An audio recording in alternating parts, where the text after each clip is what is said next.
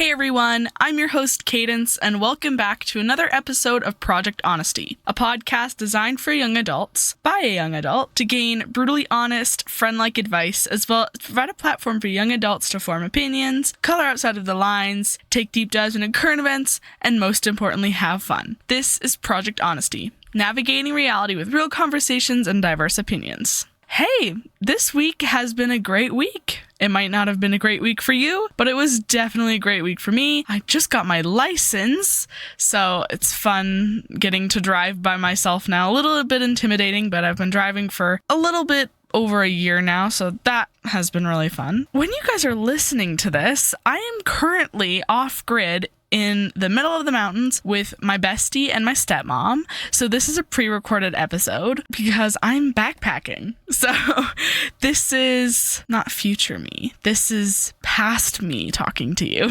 And life has just been really fun. If you haven't already, go check out last episode called Shaping Minds. I talk about how educators play a really big influential role in the growth of the next generation. It's a really, really cool episode. I talk about statistics on why teachers are very important, but I also talk about some personal experiences I've had with teachers in my life, and that episode is available on Spotify and YouTube. And like I always tell you guys every single week, if you haven't already, go follow the Instagram, Project_Honesty24. That is where we announce every single weekly topic. If you're not on there, you wouldn't know that today's topic is about female friendships. I want to talk about the value that females bring into my life and the standards that they have set for me over the last 4 to 5 years specifically. And I want to discuss how you know you have real female friends. I want to talk a little bit about a personal experience of having had fake friends and how I have built another group of female friends in my life that really build me up and stick by my side. This episode is very, very important to me. I've already done an episode on the importance of platonic male relationships and the value that those friendships bring to my life. But I wanted to do one about female friendships because the majority of my friends are female, and I have been through really, really, really shitty female friendships. And I want to talk about what I've learned from them. Right now, the group of girls that I have in my life are literally the best girls I have ever met. They build me up, and a lot of them are the reason I keep pushing and the reason I keep on being myself and doing what I love is because they are just so kind, caring, and supportive. So I just want to talk about them on here today. I want to give a little bit of a trigger warning. I do briefly mention suicidality when it comes to my own life story, so just a little bit of a trigger warning before I get in. Since grade 1, I had horrible friends. I've mentioned them on here a few times, but I've never truly focused on them because truly I don't think they deserve to be focused on, but I wanted to talk about them. There's 3 girls in particular. They were and still are the fakest, meanest, cliquey, bitchy girls I've ever met in my entire life. These 3 girls thought they were the shit. They thought they were untouchable by anybody. And they bullied me a lot. They gaslit me, and I didn't even know what gaslighting was at the time, but when I think back on it, they gaslit me a lot, which is a very important part in this puzzle that I'm bringing up now about female friendships. From the age of, probably 7, I have been gaslit by these girls. I was made fun of, singled out, judged because of my appearance, and these girls were so manipulative. They manipulated not only me into thinking that I wasn't enough, but they manipulated adults into thinking that they were amazing people. They were those type of girls that acted different in front of adults and then acted very differently in front of kids. They are some of the fakest individuals I have ever met in my entire life. They are so very fake. And these girls, not just the 3 of them that I'm kind of mentioning on here, of course, no names because I don't want to get sued, but they should know who they are.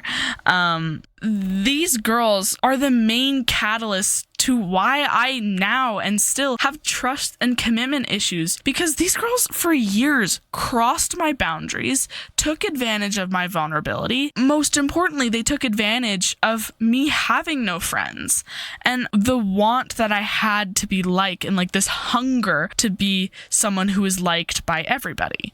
These girls, again, are one of the biggest reasons why I cannot fully trust people or fully commit to friendships or relationships unless I see that people are willing to trust and commit to me first, which is unfortunate and it seems very unfair. But just because I've had this experience, that is just how my brain is wired. These three know exactly who they are and what they did. Even if they can't recognize what they did wrong, it wouldn't shock me completely, because they are the dumbest, most brainless, stupid individuals I have met in my entire life. They also lack a great amount of self-awareness. So if they are listening to this, which I hope they are, and they don't recognize that that was them, it fully puts on display the lack of self-awareness that these girls have. They should know exactly what they did wrong, because they were intentionally bullying me, intentionally gaslighting me, intentionally judging me, and so they know who they are. And because of all of this bullying and gaslighting and judging, I really got myself into a depressive and anxious state, to the point where I wanted to die, because I didn't feel like I was worth enough to still be on this planet because of all the things that these girls were telling me. They were telling me who I was because I didn't really know who I was at all. And I really let them get to me, to the point where I didn't believe that I even had enough value to be on this earth anymore. So that was all of elementary school, and those girls are awful people. They still are. I still hear stories of them, and it doesn't shock me that they're still mean. There was this one girl in elementary school who literally, I think she is probably one of the biggest reasons I'm still here today. She was really my only friend at the time, and we really clicked because we were both outcasts. Like, nobody really liked us because we were both loud and we were not some stupid, skinny girls with no sense of humor or no brain, and we weren't perfect. And so we were always there for each other, and we really clicked. And I eventually stopped talking to her after the 6th grade. I think mainly, like, when I think about that situation, I think it's because I needed closure from this whole situation. Even if she was someone who helped me, I really needed to truly move on and forget everything about those 6 years in elementary to help myself grow. And so letting her go was not because I disliked her or whatever, but I think it was a personal step that I had to take, and it was a really hard decision to make, to stop talking to her, but it was something I did have to do to make myself grow.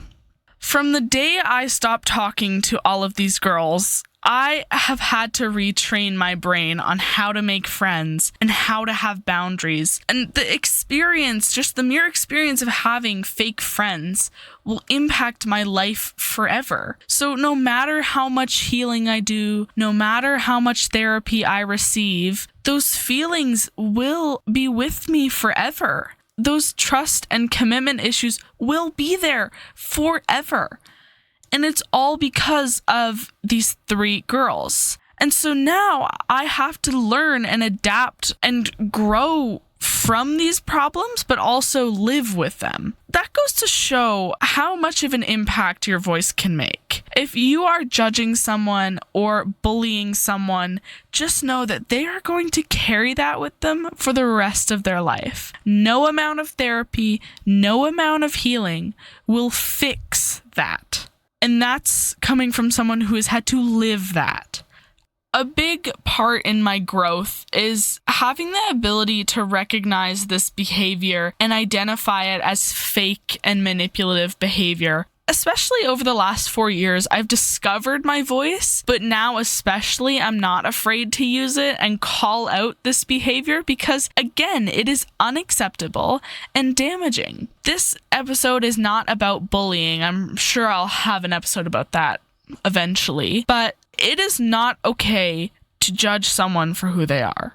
It will stay with them. And for me, I consider myself a really strong individual. I am very sure of myself and confident in my ability to do things and my mental capacity, or whatever you want to call it. That is only because I lived through so much shit to the point where I didn't believe I deserved to have a place on this earth. And so it was really hard pulling myself out of that state. It is so difficult. If you are someone who has struggled with mental health due to bullying and judgment from others, just know I fully understand your situation. I have lived it, and I 1000% empathize with you, and I'm sorry that you had to go through that. Because no human should be told that they are not good enough based on insecure people's opinions. So, yeah. So after I graduated 6th grade, again, I stopped talking to these girls. It was the middle of COVID, and I decided that I was going to get myself out of this system. I could not be stuck with these girls into my middle school and high school career, because honestly, I think if I didn't switch, I wouldn't be alive. Genuinely, I think that. And so I switched to an all-girls charter school because I really liked their motto and whatever. And when I told my brothers this, I was warned by them because they said middle school girls are mean and they're harsh and they're worse than elementary school girls. Having already been through hell with the girls that I encountered in elementary school that drew me to that point of suicidality, I was terrified.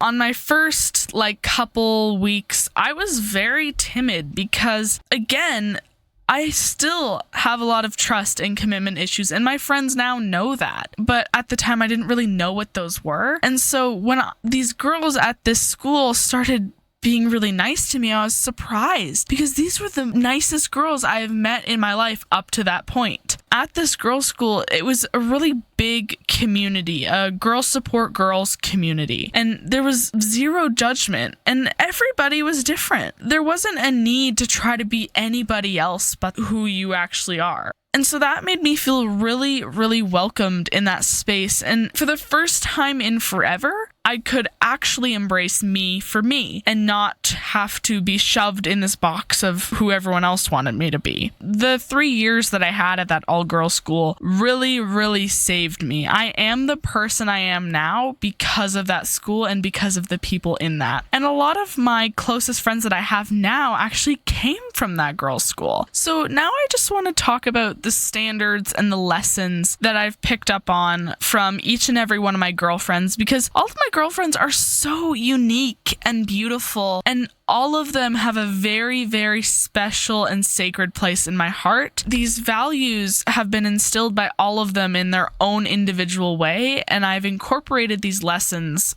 that I've learned from all my friends in my life.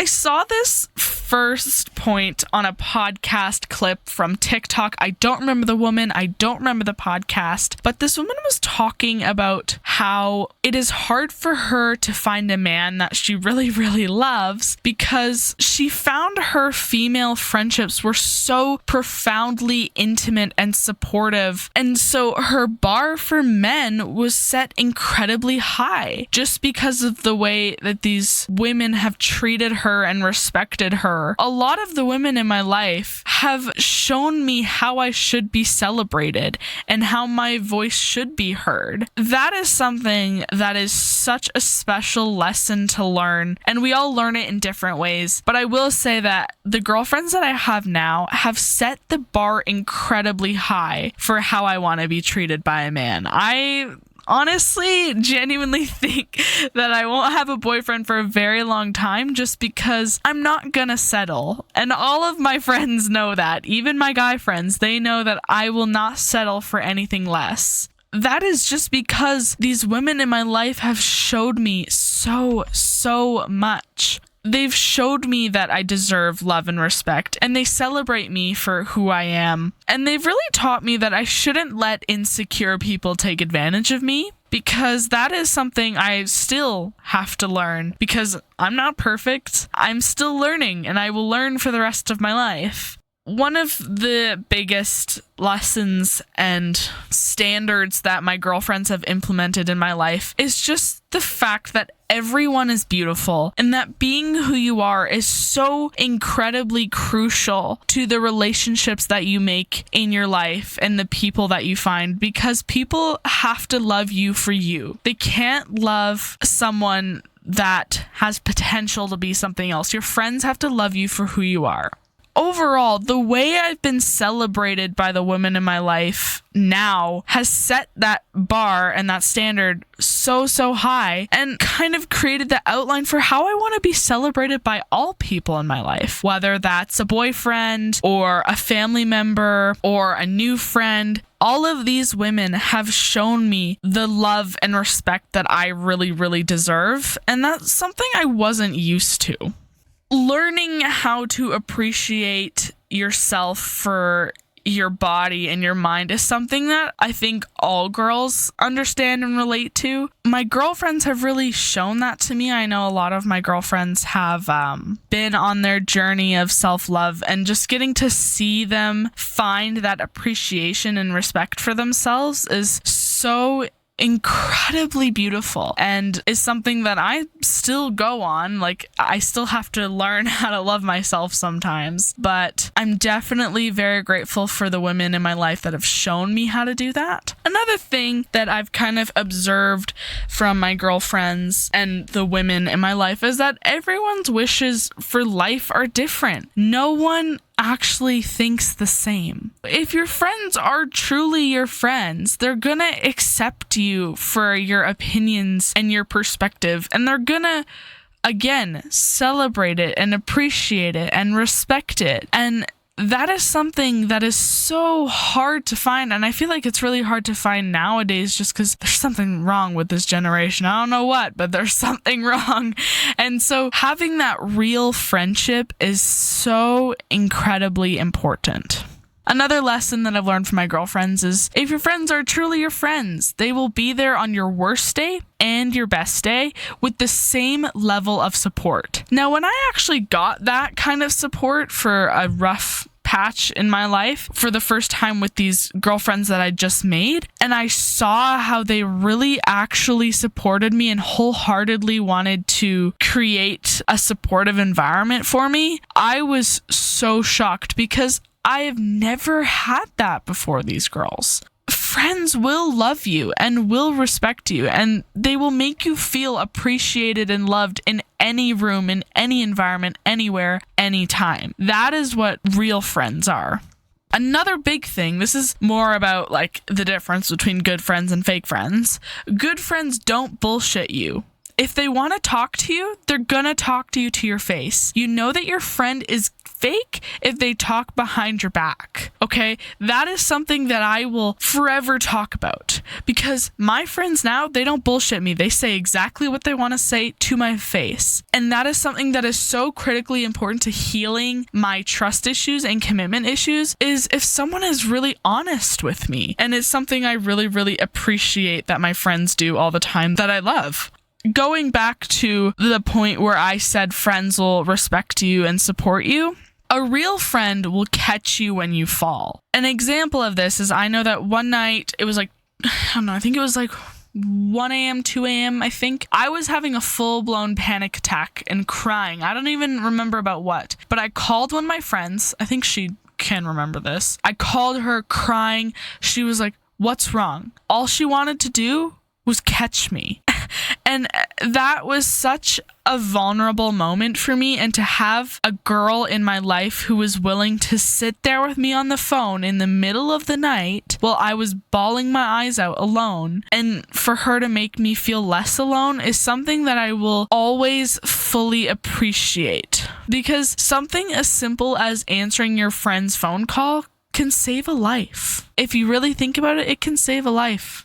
One of the last points I have on here is the foundation of true friendship starts with vulnerability and earning trust and having the mutual respect for each other's opinions. Now, I never really understood this because I think the way that friendship and vulnerability is portrayed in media, but also is just viewed, especially as someone in high school, is you slowly and gradually introduce someone into your life and then eventually you become vulnerable with them. But to me, being vulnerable right away and being straight up and really opening up to my friends right away is something that has made a difference in the way I make friends, because I've really this is a hard lesson I've had to teach myself for sure. As someone with trust issues who has this hard time opening up to people, being vulnerable is one of our greatest teachers. And so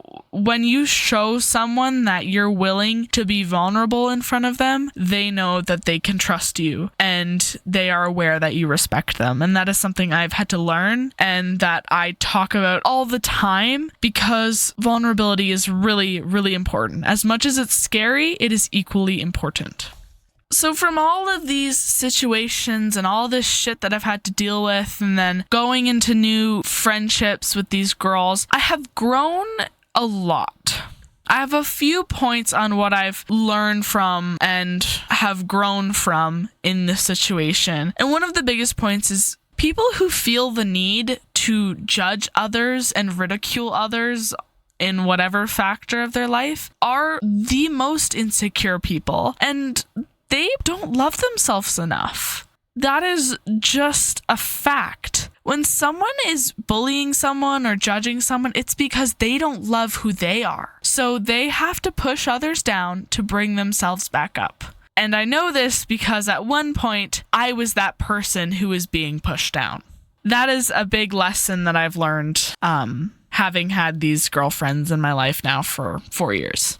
Another big one is if you're not being who you are truly, don't try to be anybody at all. The only way people can fully love and appreciate you, and the only way that you can fully love and appreciate yourself, is that if you're honest with yourself and you embrace the things that make you unique, whether you view them as good or bad. I talked about this a little bit in True Beauty Talk. That's another episode you should definitely go check out. I talk about how we're all unique, you know? Like, we all bring different things to the table. And you really, really have to embrace the gifts that you have just to be yourself. Because in my eyes, I don't want to love somebody for who people are trying to make them. I want to love that person for who they really are.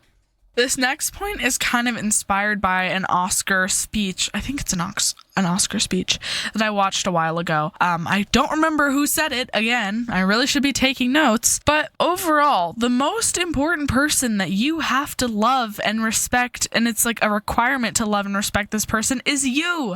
Self-care is not selfish. Considering your wants and having people recognize and respect your boundaries is very important. And again, it's not selfish. That's something I'm still learning. And some people in their 40s, 50s are still learning how their boundaries should be respected in any space, and how it's really important to respect yourself to have people respect your boundaries.